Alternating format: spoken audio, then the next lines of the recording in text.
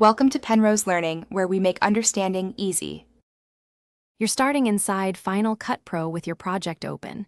Position the playhead to the exact frame you want. Use the left and right arrow keys for single frame moves, or hold Shift for faster jumps. Make sure the viewer shows the frame at full quality. If not, switch playback to better quality so your still will be sharp.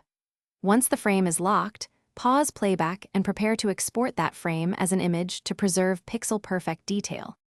Now export the frame. Open the Share menu and choose Save Current Frame. This creates a still without rendering the whole clip. Select PNG for lossless quality or JPG if you need a smaller file, and verify the resolution matches your project. Final Cut preserves the project's pixel dimensions. Give the file a clear name and pick a folder. Click Export, and Final Cut will write the image. This method avoids screen capture artifacts and keeps color fidelity intact.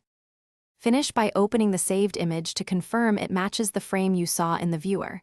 Check sharpness and color.